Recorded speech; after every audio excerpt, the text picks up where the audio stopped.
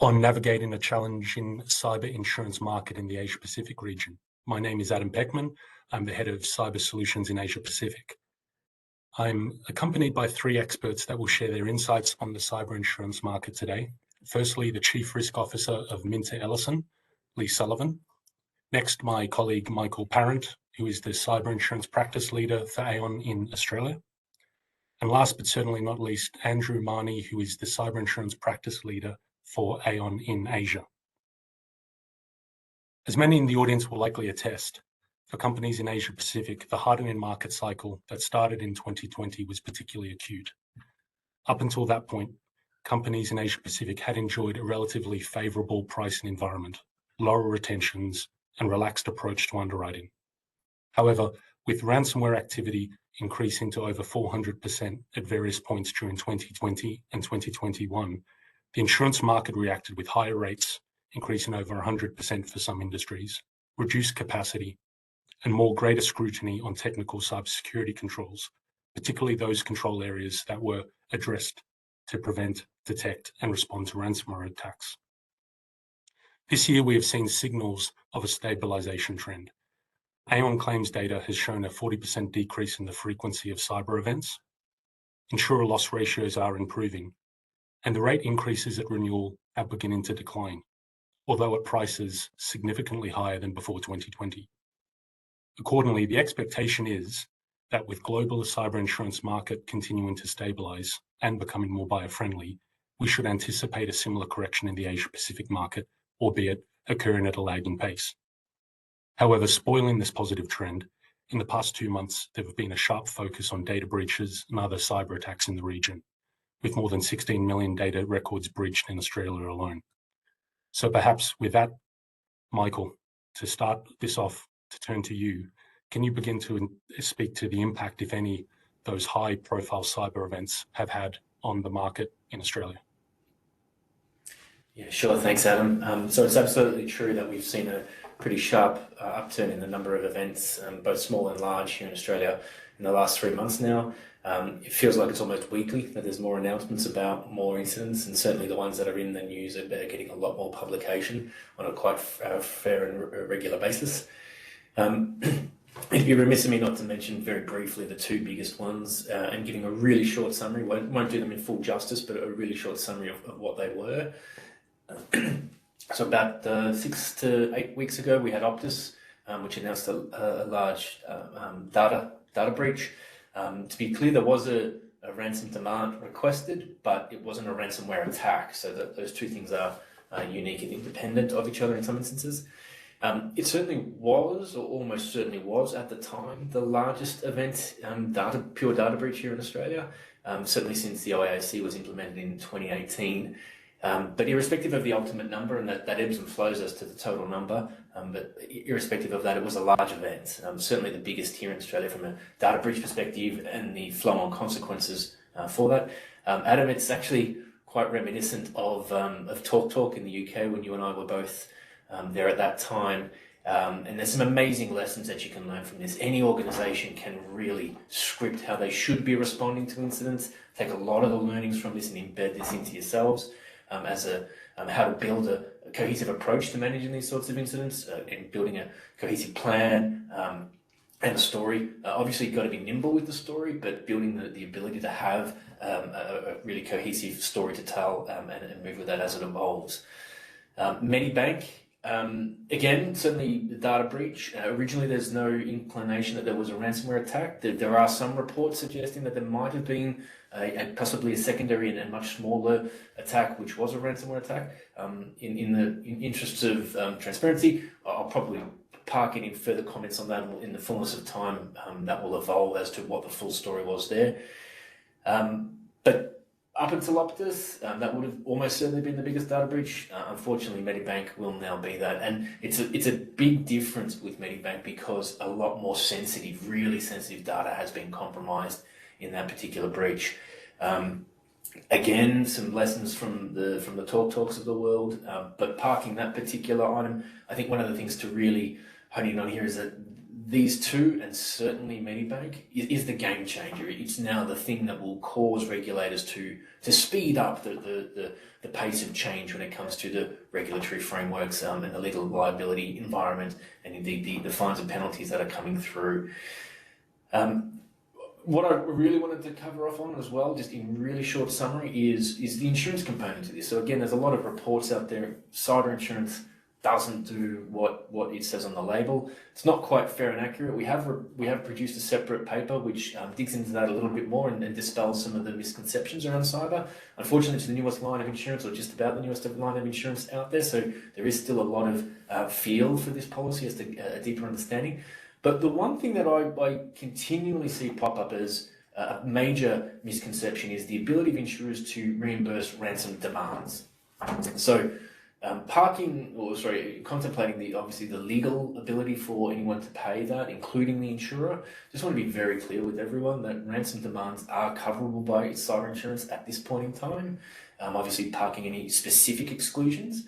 But provided the insured and the insurer have done their checks, then there should be no real issues with insurers as part of the overall management of the event, reimbursing the insured for the demand component if the insured decides to pay.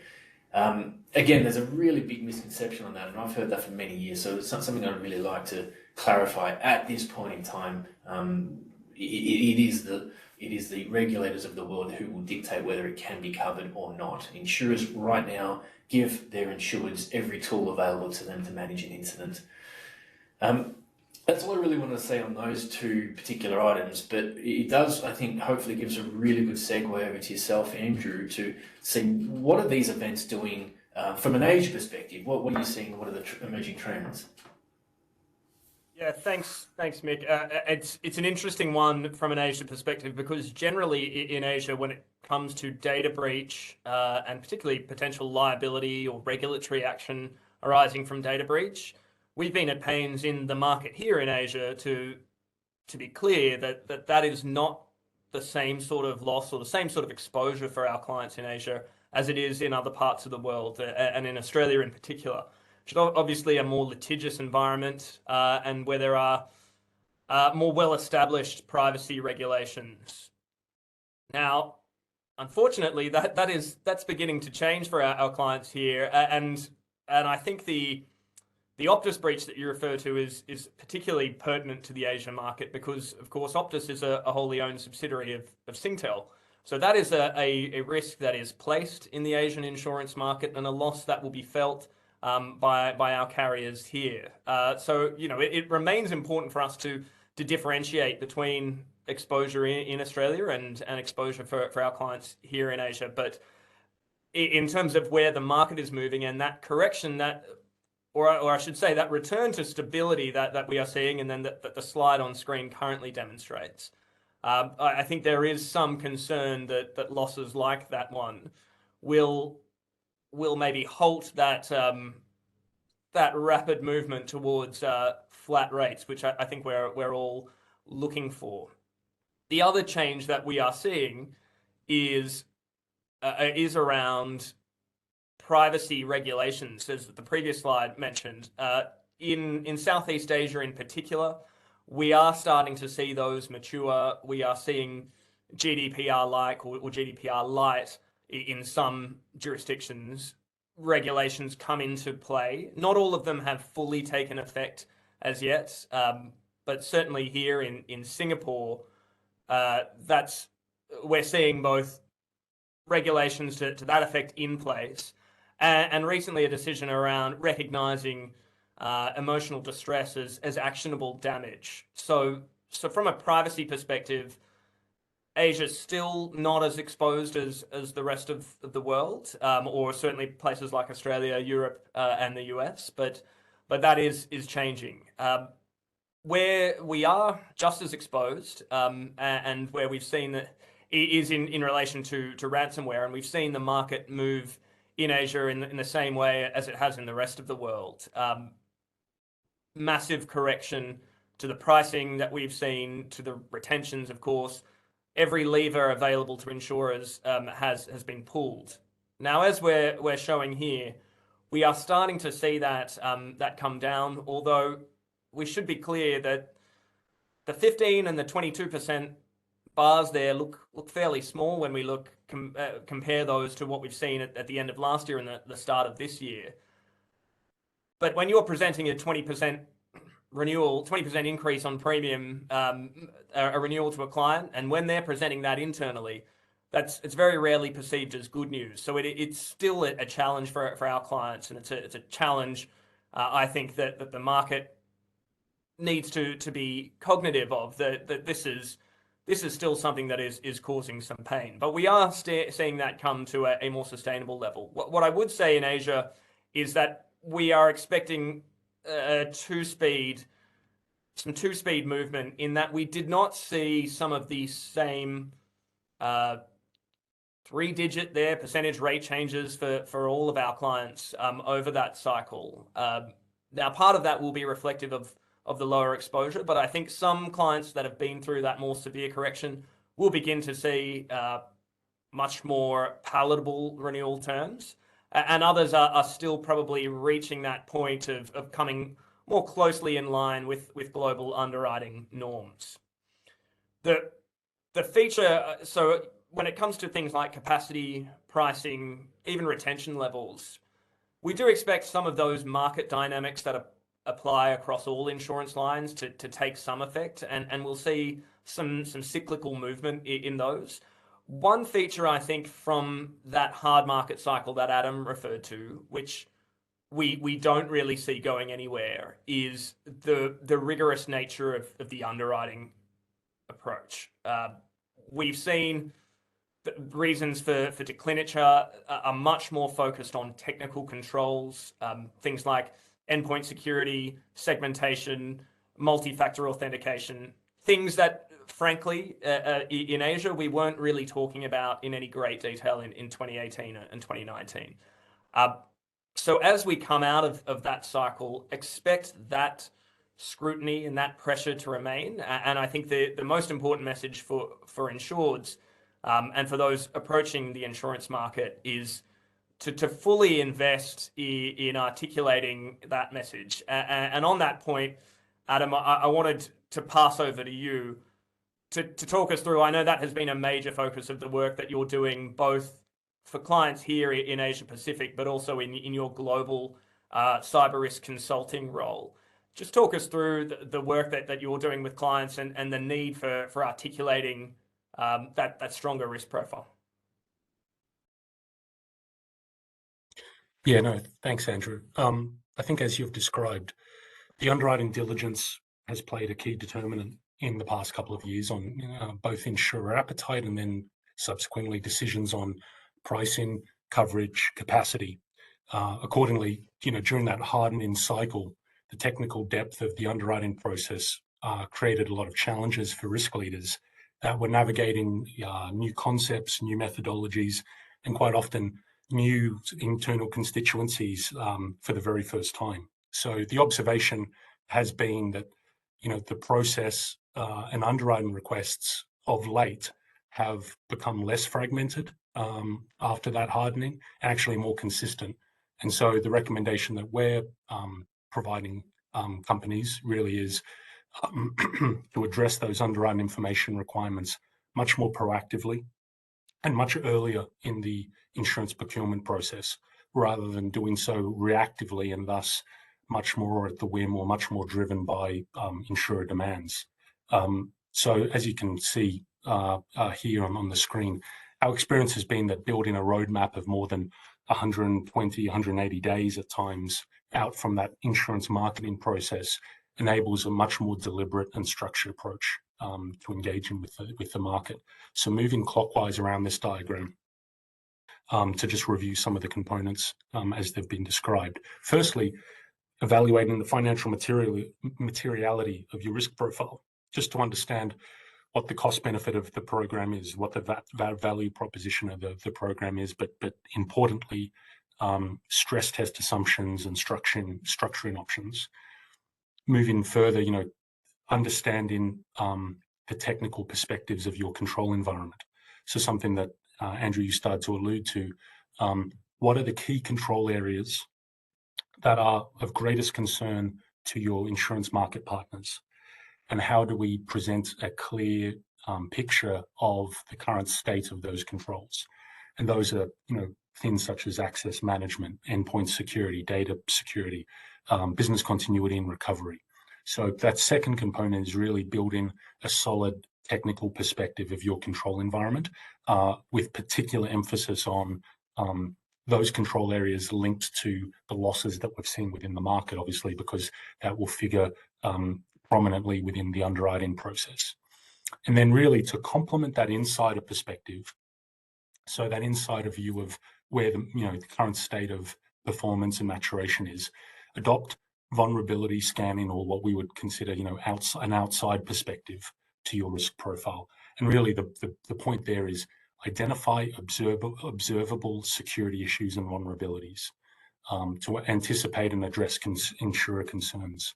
Adopt an outside view of your risk profile, because that not only helps remediate any known issues, it also puts you on the front foot when thinking about how to respond to queries that may come up about identified security issues that those insurance partners have identified themselves.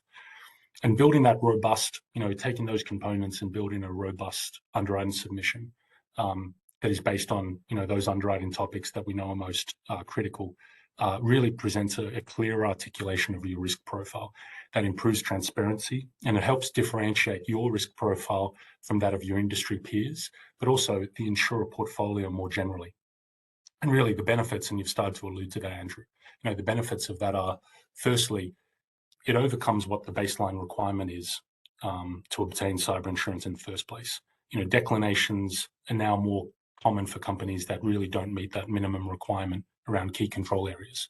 I think secondly, that's really sort of table stakes. I think secondarily, it's around optimizing the procurement process. So an underwriting submission that really disarticulates your profile from the market more broadly enables more favorable terms. And you alluded to that in terms of coverage, retention, availability of capacity. We have been using technology to support that process. We have an assessment platform called SciQ. We've now gone through that 4,000 times. So it's a fairly robust process. So we can see the benefits of clients that are, to your comment around sort of two-tiered or two-speed market. We see the benefits of clients that go through that process in a very deliberate way, and those that don't. And also the ability to demonstrate to your market partners year-on-year progress in terms of security posture improvement, and thus, your ability to strengthen your negotiating position. And look, Lee, I think, that would be a great time to bring you into the conversation, move this away from, sort of a conceptual discussion that I've described to something in terms of, what you've learned and the insights that you've gleaned from the Minter Ellison experience as you've navigated them through the most recent insurance renewal. Thank you, Adam. I've been in my role as Chief Risk Officer at Minter Ellison now for 2 years, and had the opportunity to participate in 2 renewals, our June 2021 renewal and our June 2022 renewal. And in that time, Adam, a couple of my observations, particularly in June 2021, when I came in late to the process and really made some observations, but I wasn't probably in a position to change too much at that time.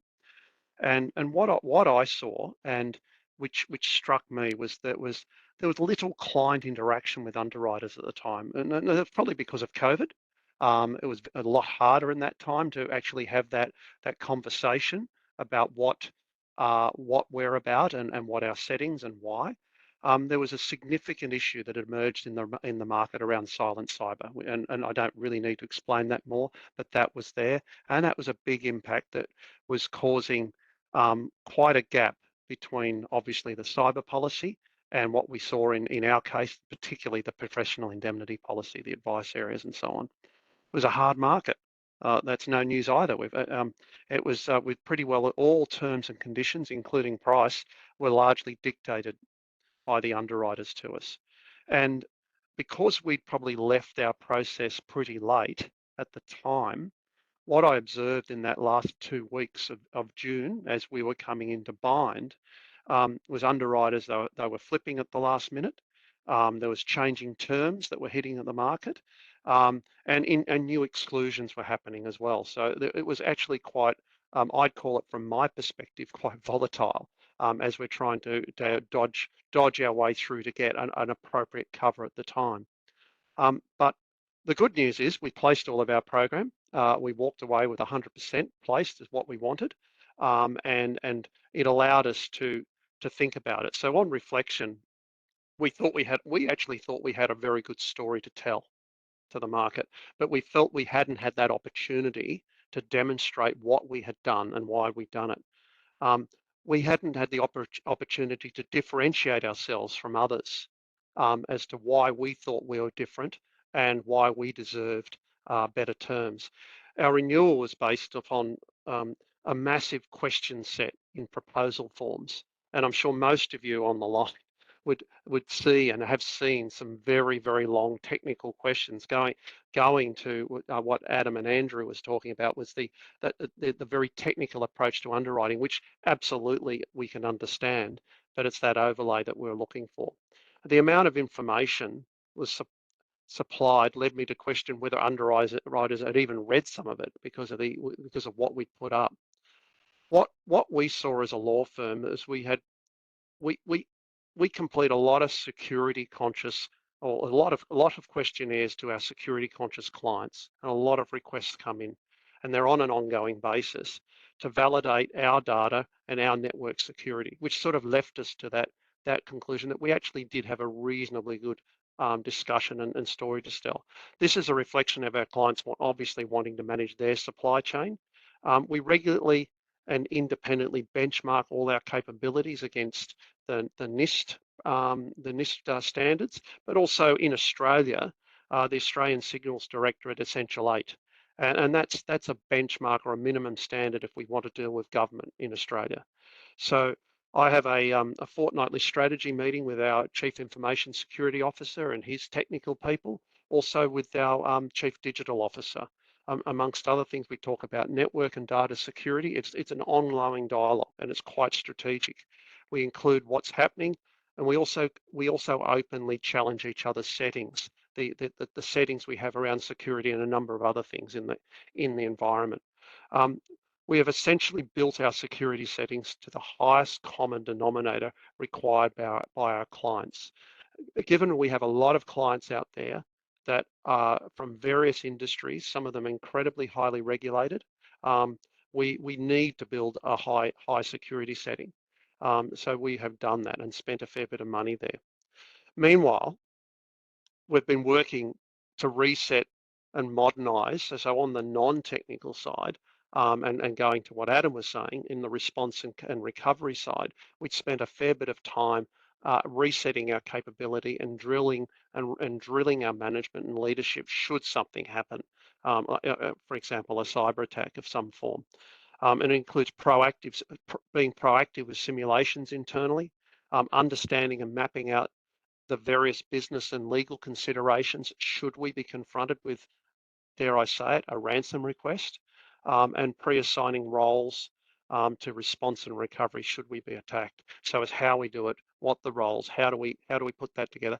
If we had various scenarios, how would we potentially respond? Of course, you can't write the script, but you can actually think about it and run your people and your senior people through so that they're more practiced at it. We want to be able to speak to all our positives to the market, but also be upfront regarding where we see our vulnerabilities.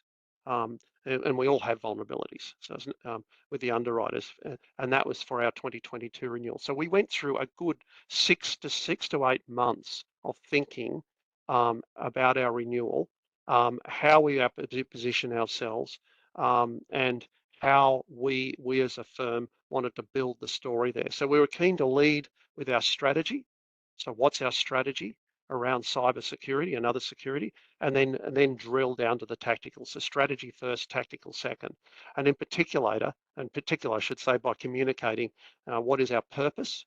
So people and the underwriters actually understand why are we doing things in an effort to demonstrate what we're saying is just more than words. What are the fundamentals behind our security posture, and what actions have we taken?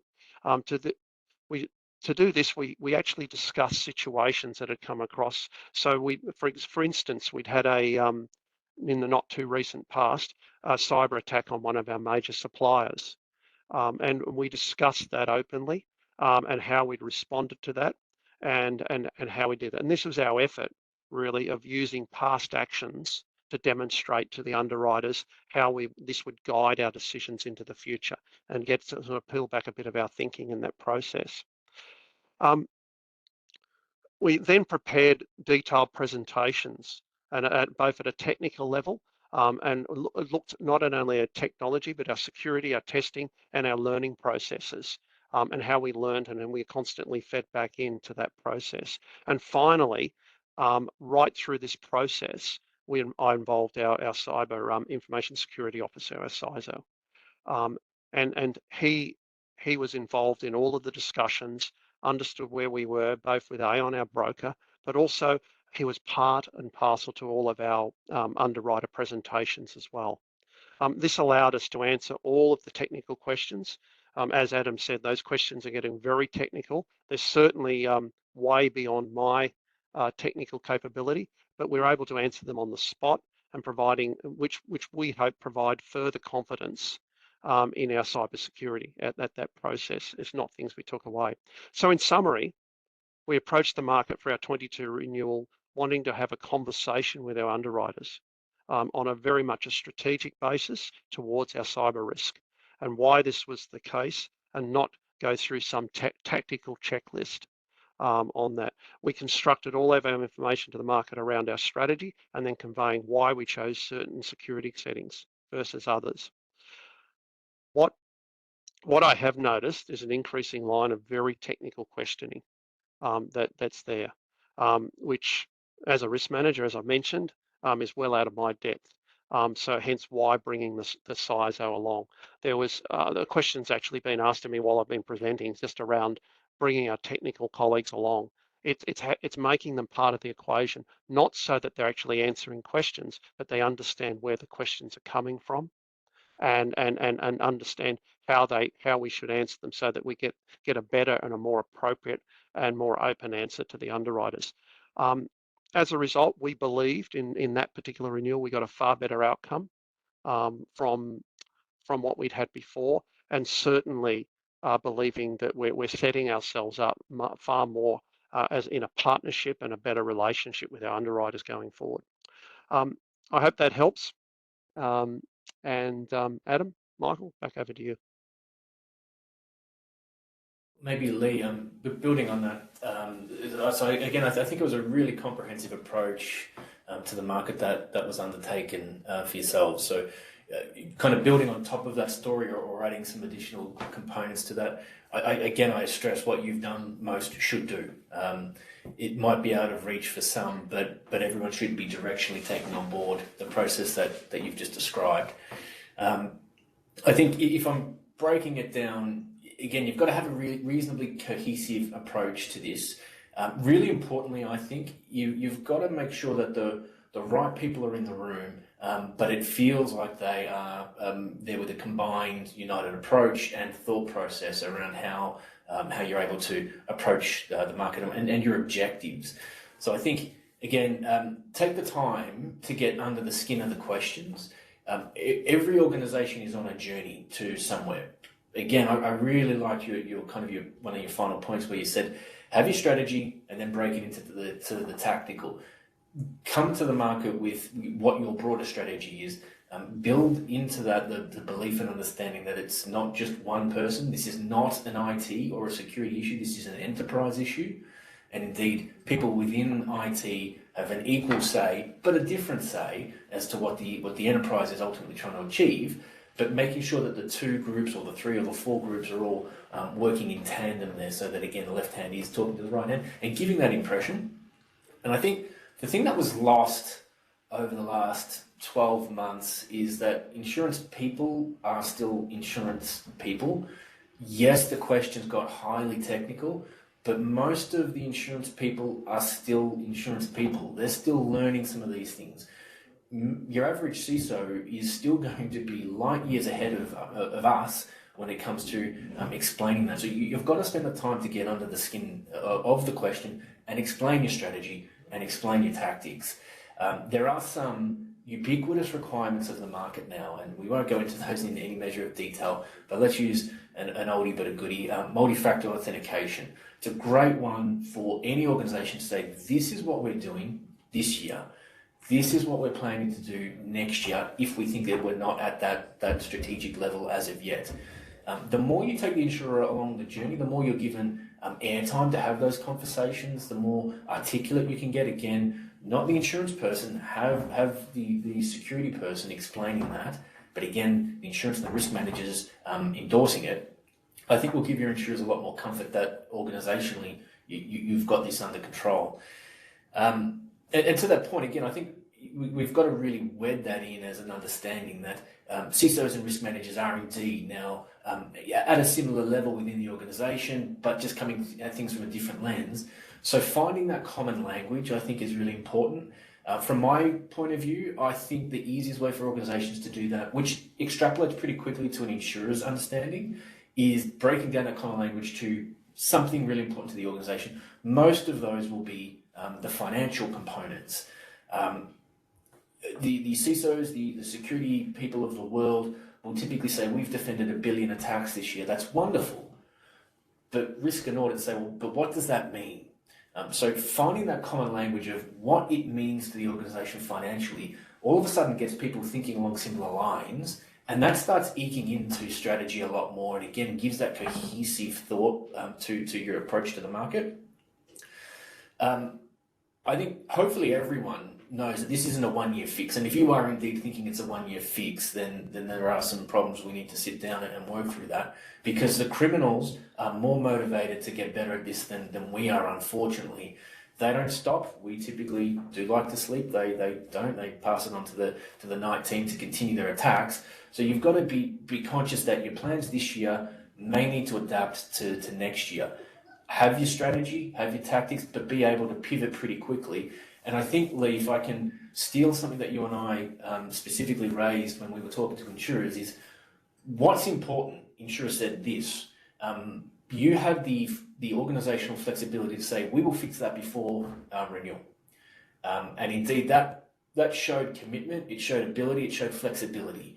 And I think the market really resonated with that, because they said, for the next thing that no one is yet aware of, you are demonstrating an organizational flexibility to adapt really quickly and close down those threats. I think that's worth its weight in gold for anyone to be able to do.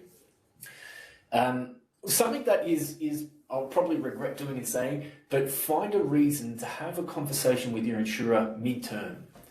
You've got to find the right reason. It's not just, hi, how are you doing?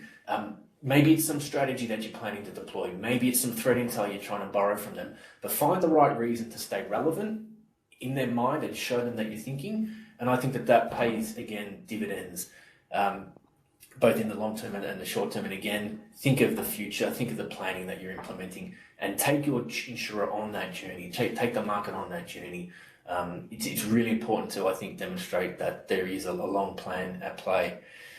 The final comment that I'd like to say is, again, I'm saying once again, but it's the planning process. But if you think of organizations that did much of their planning and implementation 5 years ago, they're now reaping the rewards because of the compounding returns that they're getting. They're not fighting for the same measure of talent that many other organizations are.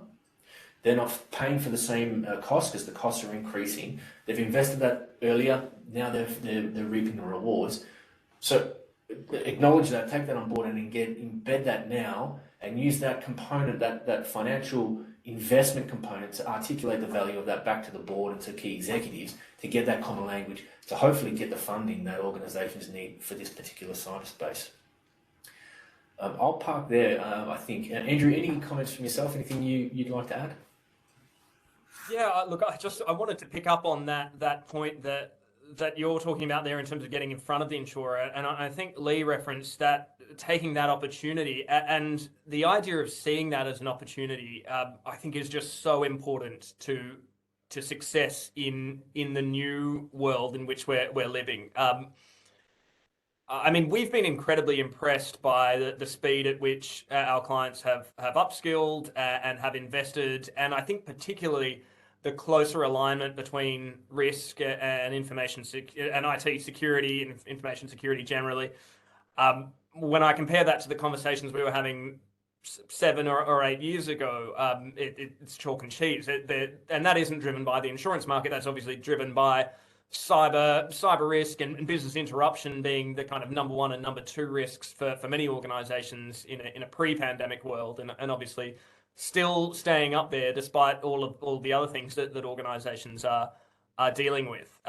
So the one thing I think that where some of our clients have differentiated themselves from others is those that have been willing to engage openly and collaboratively with insurers. It's so important, and I think to look at insurers, to try to take that hostile lens out of it and look at insurers as needing that in order to give you the cover that you're looking for, needing that dialogue, needing that assurance.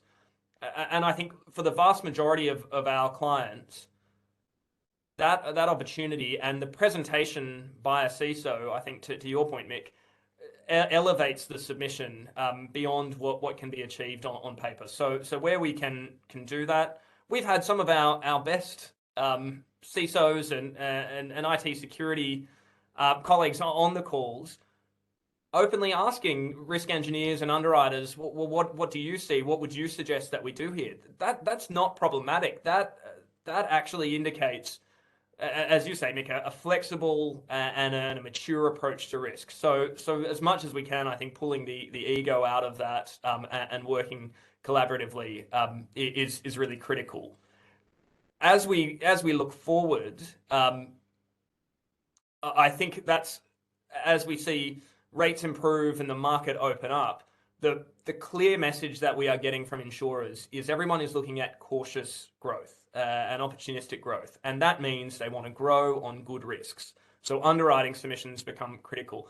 And Lee, I think you just wanted to add a little more there in terms of that kind of face-to-face with insurers. So I'll pass back to you.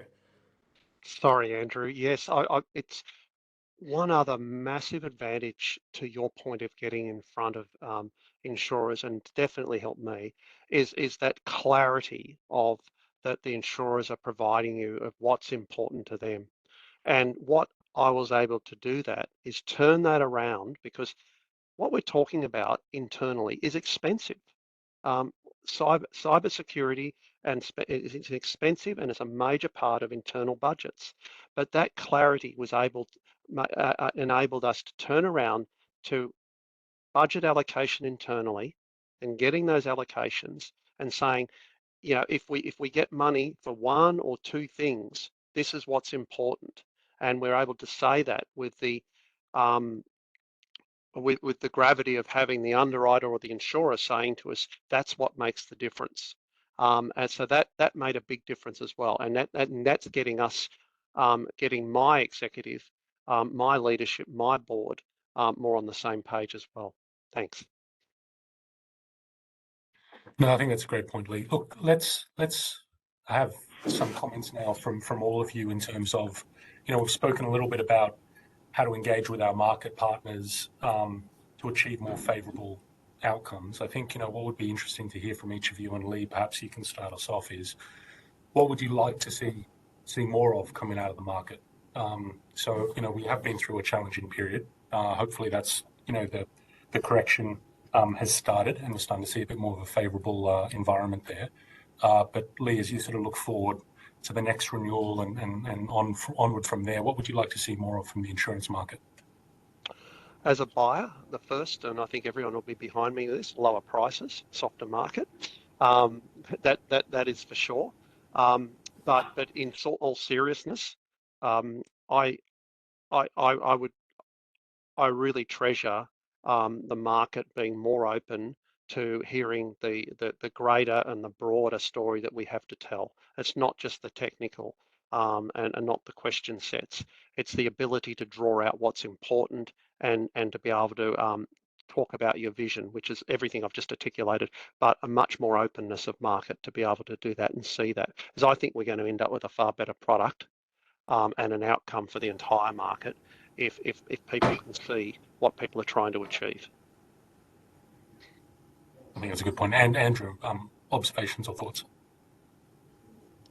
Yeah, so likely I'd like to see better pricing, broader coverage, more capacity, lower retention. So I've got a long list I'm ready to take to the market. But I think one practical step that could be taken, there's been a lot said around question sets. I think insurers have done a good job of articulating why some of the newer questions are required, why they are relevant and tied to the losses and the claims that they are paying in the market. But what we probably haven't seen is with all of those new questions coming in, what are we doing with the old ones? Are they still relevant, or are we at a stage where, particularly for some of our heavily regulated clients or those that can establish compliance with the NIST cybersecurity framework or other standards, can we pull some of that out so that we are really dealing with the questions that matter, and we take some of that administrative workload out of it and have some of those more strategic discussions that Lee is referencing? That's a good point. Michael, from your perspective, what would you like to see more of from the market? I think I'd like to see more. I'd like to see more questions coming up now for what we anticipate for the future. I think we've done a really good standard push to get questions more technical, and they're great, and they typically go to a really educated IT security professional now, and that's great. They still focus too much on the yes and no. Move away from that. Let's think about how we can improve upon that. But I think it's, and I think one of the questions that's come through is around what do I anticipate from a question set changing.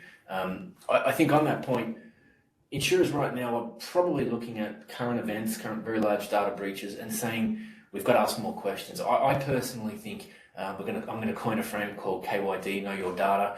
I think we're going to get more and more questions on that. So let's, as a group, collectively do that now, so that we're not shocking and awing clients yet again with a whole range of question sets.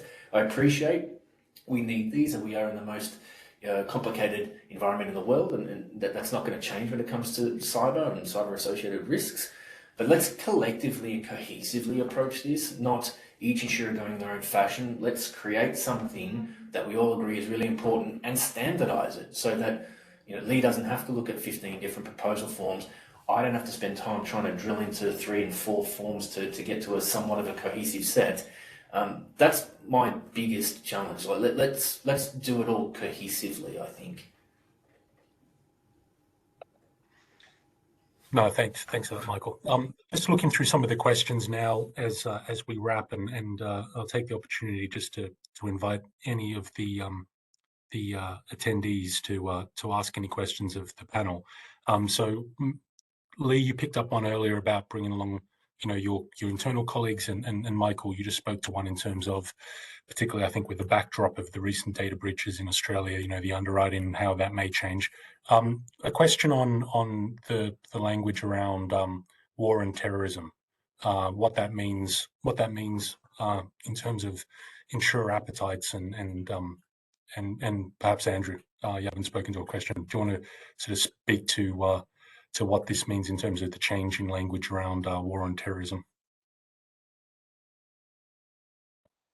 Yeah, so I think the first thing to note is just to look at how one of the things we looked at the start of the year, and of course, the cyber insurance market is not the biggest victim of what is happening in Ukraine, but certainly as we were looking to how the market would improve, the prospect of war in Ukraine and Russia potentially using a number of zero-day exploits and things that may have been gleaned from the NSA really looked like it might put the brakes on any market improvement. Now, we haven't seen that play out to the extent that we thought we might. We've seen conflict between the parties, but we haven't seen the sort of spillover impact that I think many were predicting from that conflict as yet. That said, I think it's certainly, we had seen some some movement around war and terrorism wording before that, but it certainly sharpened the focus on that language. There is a lot of media attention around about that, but I think it's largely missing the point. And similarly, as we saw we've seen a recent settlement in one of the disputes that arose out of NotPetya. Of course, a dispute that arose on a property policy, not a cyber insurance policy, but you need to dig fairly deep into an article to find that reference. Where we are at now, I think, is actually a really in a really strong position in the market, in that there are a number of wordings that are out there. Some of them are not very favorable, but some do clearly outline things that, and exclude things that we don't expect to be covered, i.e. those cyber attacks that are directly connected with war, but more explicitly than we've seen in the past, make room for state-sponsored, the sort of sophisticated state-sponsored actions that happen outside of that direct kind of conflict. And I think that actually puts the market in a better position than it has been in the past, in terms of we have clarity, and depending on the wording you're using, there should be much more clarity around, even if you can get to that stage of attributing to a state-sponsored actor, you can still have some certainty of coverage in those scenarios. So yeah, it's one of those things where I'd say if you do see, and I've had a number of clients do this, send me an article or say what's going on with this, do reach out to your broker and get some clarity on that and what your existing wording says. And many of you, as you go through renewals, will see a change in the wording and what that change means. Yeah, thanks, Andrew. That's hugely topical at the moment. Lee, just looking through the last of the questions that are coming through. The question, we hear about insurers' concerns around aggregation risk in dealing with systemic risk. Is that a risk concern that resonates with MinterEllison? And how does your company think about sort of systemic risk and mitigation strategies? Thanks, Adam. It is a concern. It hasn't been overly loud to us at the moment, but one place it is starting to play out is in the supply chain, and particularly in our side is with suppliers that maybe supply to the legal industry, so that if they are attacked, then that obviously has a much wider impact on a lot more players than just us in that way. So there's probably two sides to that. Is understanding what that is and challenge, and admittedly we need to do some more work on that. But secondly, some of the discussions we have had is just understanding what is our backup, particularly if you've got areas where suppliers to, in our case, the legal industry, have a fairly large market share. What would happen if they were going offline, or how can we actually, in some ways, mitigate that way? So on that, in the event. So it's probably looking from both sides on that, but it's an awareness. Thanks for that, Lee. Michael, Andrew, there's a question here just around sort of how pricing has, we've talked a little bit about the two-tier market, and that's obviously a function of insurer appetite for certain risk characteristics, be that on an industry basis or security maturation basis. So there's a question here just really around, insurance companies, how do they think differently in terms of, different types of industries and how they think about pricing and capacity and coverage? Do you see that being quite pronounced within the Australia and Asia markets? I'll happily start maybe with an Australian context. So what we found here in Australia, and I'll be shocked if it's not a similar sort of story globally, is that insurers moved to a new minimum premium. In conjunction with minimum standards, premiums moved. Some clients may find themselves at the bottom end of that spectrum. Others will find themselves, well and truly above that, depending on a range of parameters. But I think it's probably fair to say that insurers do look at individual risks They do rate individual risks accordingly, according to their particular internal raters. But I think where the real challenge came with last year is that the minimum premium I just alluded to possibly didn't really exist to the same degree as it does now a couple of years back. So you might find, say, for instance, a small law firm maybe paying a similar premium to a large, say, engineer now, and the risks are very different, but one came from a different minimum premium and has gone up to that minimum premium standard. And irrespective of controls, irrespective of risk, they are now at that insurer's minimum premium, and it doesn't matter anymore. So individualized. What the individual component comes into, how far above that minimum you may be for the limit or for the retention. So I'd probably say that insurers do charge, or they do rate individual risk, but there are some common factors that just drive that minimum premium. Some of that will be just the cost of capacity, which is a much larger concept than, say, individual underwriting, and that plateauing of that premium. Going back to the very first slide, Adam, on ransomware attacks, that increase, that sharp increase, that drove, in fact, mirrored almost perfectly about 3 to 6 months later, the insurance premium uplift. Had nothing to do with the individual client at that point. It had everything to do with our stability. And again, I think we're kind of there. We're at that new minimum. As time goes by, there will be different minimum premiums for those different risks, but the last 18 months has been stability across insurance portfolios as a whole. Yeah, and I'll just pick up on that, because I think that's a really important point there around the sorts of minimum premiums that insurers are going to require. And we've obviously been talking a lot about articulating a risk profile and what that can mean for you. And I think one of the frustrations that our clients rightly have is that, okay, we've done that. How come our premiums are still so high? Why are we still seeing an increase? And I think that is a function of pricing largely being driven by industry exposure, for example, perceived business interruption exposure associated with certain industries, and just the size of an organization. Many of our clients are, plus $1 billion in revenue, and therefore are seen as fairly high risk when it comes to things like business interruption exposure, and potentially the number of data records that they might be exposed to.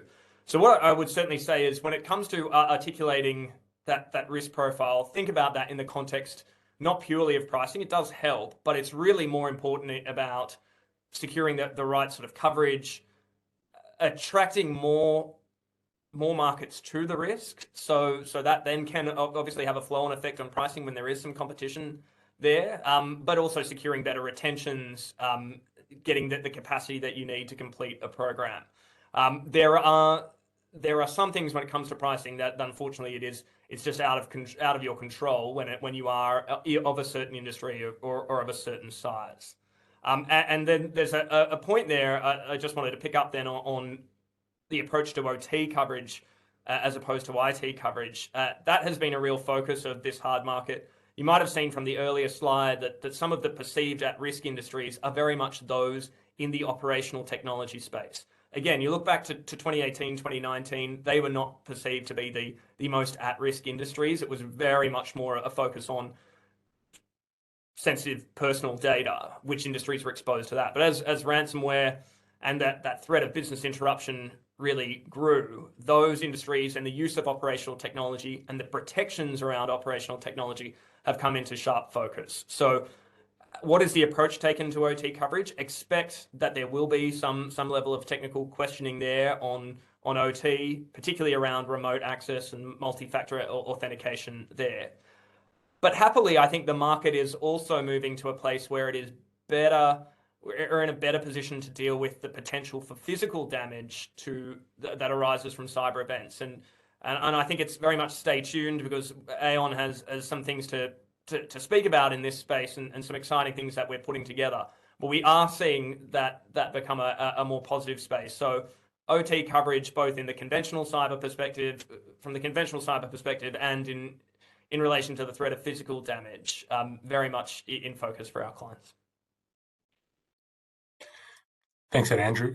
The two questions, but we might only get to one. So Mick, just for Michael, for you, you spoke about increase in the communication with insurers, and Lee, I think you spoke to that as well, in sort of outside the technical security controls.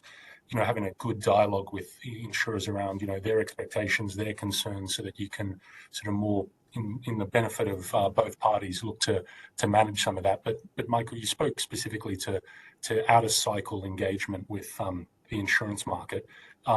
Does that raise concerns, though, in terms of setting expectations or additional disclosure obligations? What's the cost benefit that you sort of assess in doing that? Yeah, good question. So there are some clients that I dealt with that were maybe not at the security maturity that the market really wanted them to. And I would say for those individual clients, they needed to do some additional engagement throughout the year in order to make sure that, say, high-level KPIs were agreed in a general sense. Coming back to, say, the question more specifically to clients that don't necessarily need to undertake that process, I'd say it's the way you engage. Firstly, I wouldn't be necessarily suggesting that you have these conversations to say, what should we do? And if we don't do it, are we going to suffer some prejudice under the policy? I certainly wouldn't suggest that. And let's also recognise that everyone in cyber land is struggling for capacity. Insurers equally so. Insurers don't necessarily want to be re-underwriting throughout any policy period. Extra work for everyone at this point is not great. But the kind of engagement I would be suggesting is inquisitive in the nature that Lee's suggesting is what's changed that we're not aware of in your world? What are you seeing that I can learn from? And then I will take that on board and we'll have a conversation at renewal. Not necessarily warranting that let's disclose something, not necessarily warranting that we will change something, but rather I want to hear from you. What is important to you? This is where we're thinking things are going. Are we on the right path as far as you're concerned? And building that more open rapport and dialogue as opposed to any official underwriting process. I think you'd find insurers, unless there was a fundamental reason to do it, I think insurers themselves would probably resist doing that themselves. Excellent. Thanks, Michael. Look, I'm conscious that we've run up now on time, and we seem to have answered a majority of the questions. Those that asked questions that we didn't get to, we can definitely reach out following this. So let me just finish by saying we hope that you found that very insightful. We appreciate your attendance in this session, and look out for the recording and the slides that we presented during this. Thank you again, and goodbye.